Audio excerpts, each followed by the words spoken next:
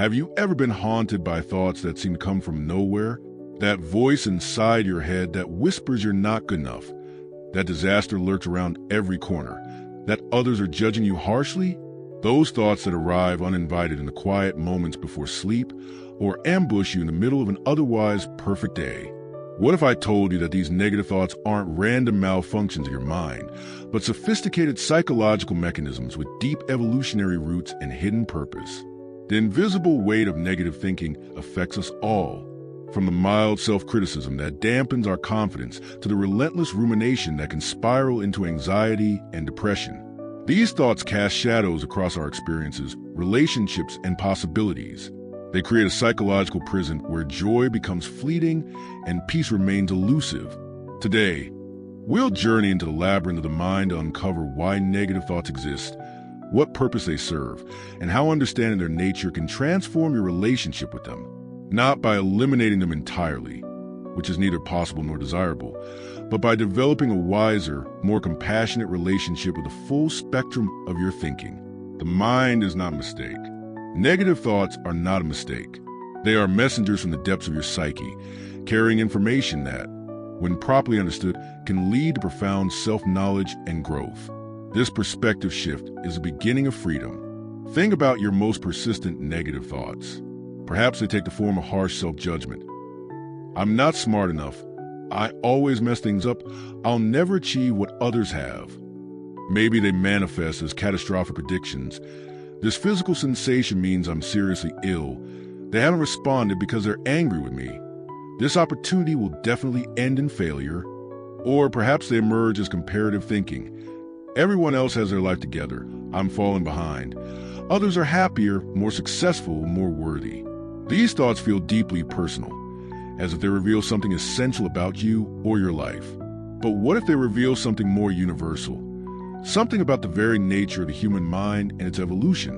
From an evolutionary perspective, our minds evolved not primarily for happiness, but for survival. In the ancestral environment where our brains developed, detecting threats was far more important than appreciating beauty or feeling contentment. The ancestors who excelled at spotting dangers, anticipating problems, and remembering painful experiences were the ones who survived to pass on their genes. We are their descendants, inheritors of what psychologists call a negativity bias, the tendency to register negative events more quickly, remember them more vividly, and give them greater weight than positive ones. This negativity bias served our ancestors well in an environment filled with physical threats. But in our modern context, this same bias often misfires, treating social rejection as life-threatening, minor setbacks as catastrophes, and normal human imperfections as unacceptable flaws.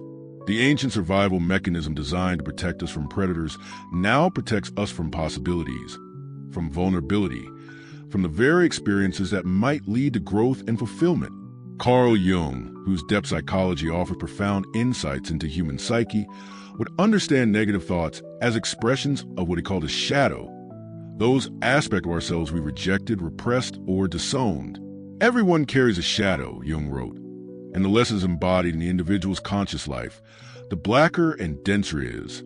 These disowned parts don't disappear when we reject them. They retreat into the unconscious, from where they influence our thoughts, emotions, and behaviors in ways we don't recognize. The shadow contains not only our dark impulses, anger, selfishness, envy, but also positive qualities we've learned to suppress: vulnerability, ambition, power, creativity. When these aspects remain unconscious, they often emerge disguised as negative thoughts. The critical inner voice saying, "You'll fail if you try," might be protecting you from the vulnerability of putting yourself out there. The thought they're judging you might reflect your own unacknowledged judgments of others. Until you make the unconscious conscious, it will direct your life and you will call it fate. Jung famously stated, "How many of us have accepted our negative thought patterns as inevitable, as simply how I am, rather than as unconscious material seeking integration?" Friedrich Nietzsche, the German philosopher who peered unflinchingly into human condition, offers another perspective on negative thoughts. He might view them as expressions of what he called ressentiment, a psychological state where feelings of hostility and resentment born from a sense of weakness or inferiority are redirected inward or toward others. In Nietzsche's view, These negative thought patterns often reflect a thwarted will to power, our natural drive towards self-expansion and mastery that, when blocked, turns against itself. He who fights with monsters should look to it that he himself does not become a monster, Nietzsche warned. And when you gaze long into an abyss, the abyss also gazes into you. How often do our attempts to battle negative thoughts transform us into harsh inner critics, creating more suffering than the original thoughts themselves? Beyond evolutionary and psychological perspectives, negative thoughts serve several functional purposes in our daily lives. First, they can act as a form of preparation. By imagining worst-case scenarios, we feel more equipped to handle them if they occur. Second, they can serve as motivation. The discomfort of self-criticism sometimes pushes us toward improvement. Third, they can function as a form of self-protection. If we expect the worst, we're less devastated when things go wrong. But these functions come with significant costs. Preparation becomes paralyzing anxiety. Motivation through self-criticism leads to burnout and diminished self-worth. Self-protection through pessimism robs us of hope and joy. The very mechanisms designed to help us navigate life's challenges become barriers to living fully. Tell me in the comments, which function of negative thinking, preparation, motivation, or self-protection do you most relate to in your own experience? Your insight might help others recognize their own patterns. The neuroscience of negative thinking reveals fascinating insights into how these thoughts become entrenched. When we repeatedly focus on negative possibilities or judgments, we strengthen neural pathways associated with those thoughts. As the neuroscience adage goes, neurons that fire together wire together. Over time, these well-worn pathways become our default mode of thinking, not because they're true or helpful, but simply because they're familiar. This neuroplasticity, our brain's ability to form new connections based on experience, works in both directions, however. The same mechanism that entrenches negative thinking can be leveraged to develop more balanced, flexible thought patterns. The mind can be trained, just as a muscle can be strengthened through consistent exercise. But how do we practically work with negative thoughts? How do we honor their evolutionary purpose and psychological significance while not being dominated by them? Let's explore several approaches that draw from both ancient wisdom and modern psychology. The first approach involves developing what psychologists call metacognitive awareness, the ability to observe your thoughts rather than being completely identified with them. This doesn't mean detaching from your experience, but rather creating enough internal space to recognize, I'm having the thought that I'm inadequate, rather than simply believing, I am inadequate. This subtle shift creates a crucial distinction between you as the observer of thoughts and the thoughts themselves. You are not your thoughts any more than the sky is the weather that passes through it. This perspective allows negative thoughts to move through your awareness without defining your identity or determining your actions. Meditation practices offer powerful tools for developing this metacognitive awareness. By intentionally observing the mind's activity without immediately reacting to it, you strengthen the observing self that can hold negative thoughts in a wider, more compassionate awareness. Even a few minutes of daily meditation can begin to create this internal spaciousness.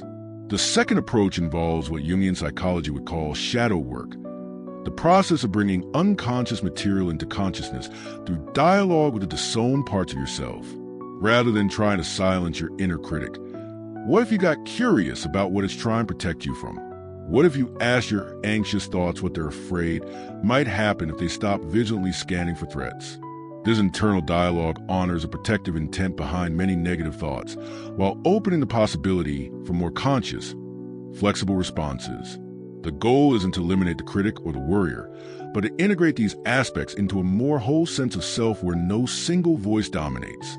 Try this practice. The next time you notice persistent negative thought, imagine it as a distinct part of yourself with its own perspective and concerns. Ask it, what are you trying to protect me from? Or what do you need me to know? Then listen with genuine curiosity. This simple practice can transform an adversarial relationship with your thoughts into a collaborative one. The third approach draws from cognitive psychology and involves examining the accuracy and helpfulness of negative thoughts rather than accepting them as objective truth. Our minds don't present us with reality. They present us with interpretations colored by past experiences, current emotional states, and future concerns. When you catch yourself in negative thinking, ask, is this thought completely true? Am I seeing the whole picture or just one perspective? Is focusing on this thought helpful to me right now? What would I say to a friend having the same thought? These questions don't dismiss negative thinking, but contextualize it, reducing its absolute authority over your emotional state and actions. The harmonious fusion of awareness, compassion, and discernment creates a relationship with negative thoughts that neither suppresses them nor surrenders to them. This middle path, neither identification nor rejection, allows the energy and information contained in negative thoughts to be metabolized into greater wisdom and self-understanding. Remember, the goal is not to eliminate negative thoughts, but to transform your relationship with them. Negative thinking is not a personal failing, but a universal human experience, an aspect of our shared psychological inheritance. Freedom comes not from having only positive thoughts, but from developing the capacity to hold all thoughts in a wider, wiser awareness. Your negative thoughts are not the enemy. They are fragments of your psyche seeking integration, evolutionary mechanisms seeking relevance in a changed world, protective impulses that may no longer serve you but arose from a deep instinct for self-preservation. When approached with curiosity rather than combat, even the darkest thoughts can lead to profound insight and growth.